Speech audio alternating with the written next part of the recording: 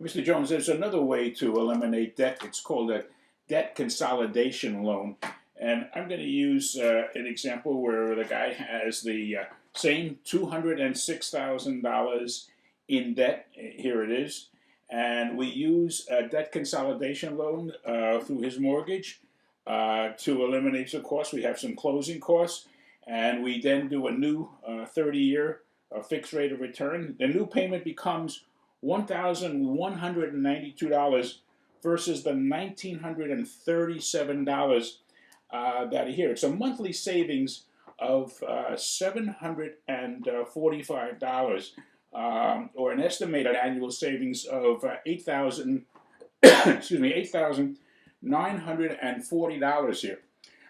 Question becomes then, should he do a 15 or 30-year mortgage? And this little chart here will show you what's happened. We could do the, if we did the 15-year mortgage, the 15-year mortgage has a rate of $1,716 per month for the 15 years.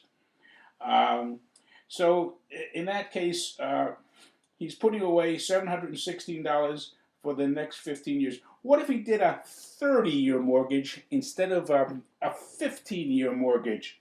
Well, if he did that, the $1,716 excuse me, would become $1,192. In other words, we'd have a $524 a month savings. Well, look at this. If he did the 15-year mortgage, he paid a $1,716 for 15 years, and then compared to the 30-year mortgage, he'd put away another $1,716 for another 15 years. At 8%, he'd have $593,000 in change. With the 30-year mortgage, he reduces his payments and to $1,192 from the $716. He saves $524 a month for 30 years at 8%. That equates to almost $781,000. It's a difference of $187. It's an example of what a simple revision of processing your money, being aware of what you're doing, and the rates of return on your money can do. The next thing that I wanted to talk to you about excuse me, is developing an emergency fund. Emergency fund has to have a couple of attributes.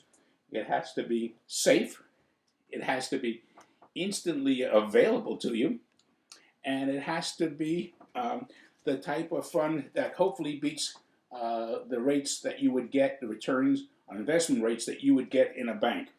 So one thing we can tell you about emergency funds, you ever try to do an emergency fund in your checkbook, it just doesn't work. You know, I've tried it. You put your money in the checkbook, and before you know it, it's gone. It's spent somehow. It always is. So what we advocate is to put your money in a different place, make it a recurring withdrawal. It could be from your checkbook or from your payroll account directly into this emergency fund.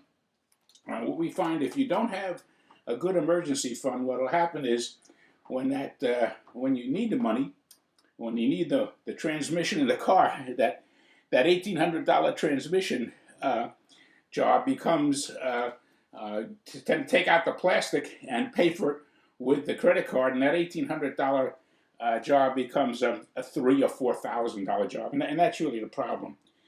The next step, and we work on, is to ensure your family's income. And that's really sometimes in the form of life insurance. You've probably been down this road where family loses the wage earner, usually the husband if it is, and then we still have to pay all the bills. That's a problem, and that can be solved with life insurance.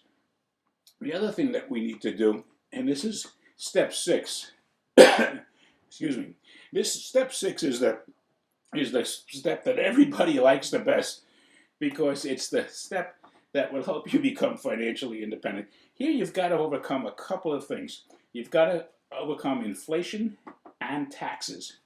So I'm going to talk a little bit about how we do that. I'm going to use an example where an individual uses some money to put away at different interest rates. Are you familiar with the rule of 72? Yeah, I'll explain how the rule of 72, 4 into 18, it's 4. Here's at 4%. Here's 4%, 18 years, an individual that's 29. Money will double. I'll explain that, how the money doubles from this to that.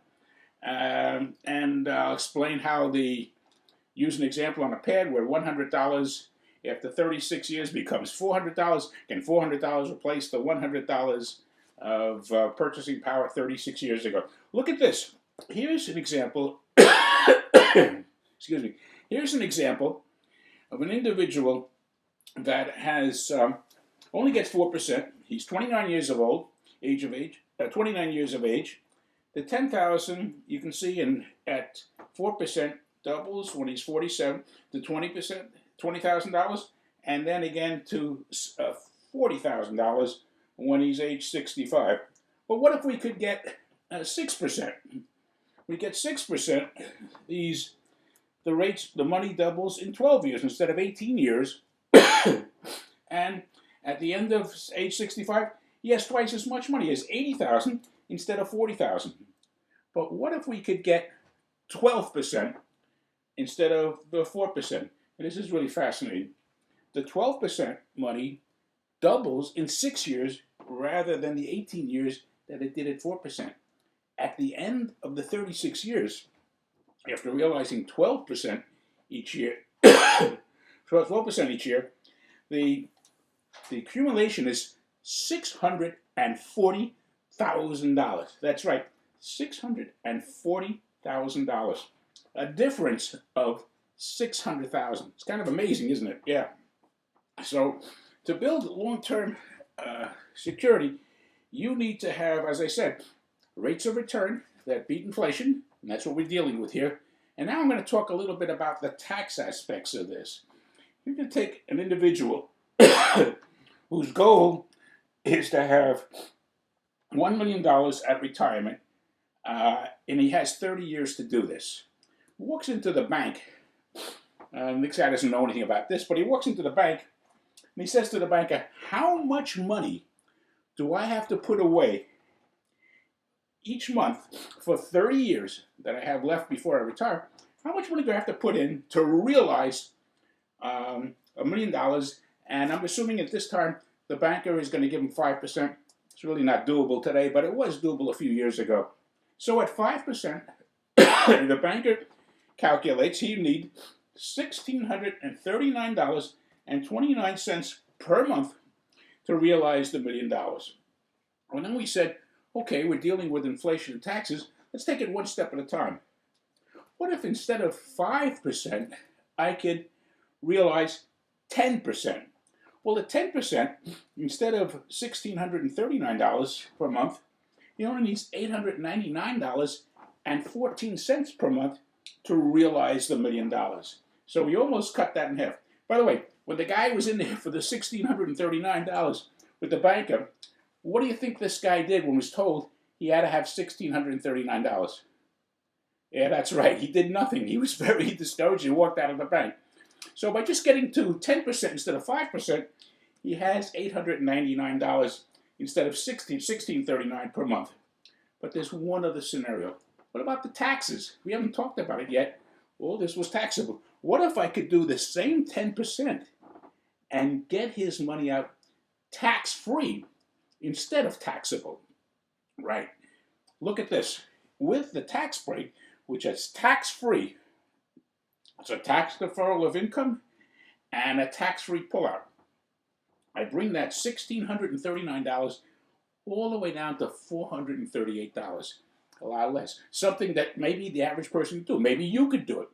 So you can see the power of the financial planning. And then I'm going to take out a sheet and show them how the money goes down with the graph and everything like that. How you put in the money in the 10% gain, 10% gain, and then the 20% drop, and so on. I'm not going to talk about estate planning.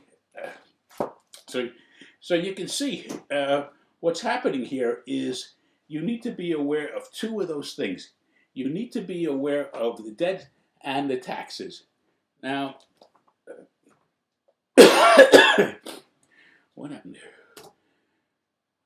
Yeah.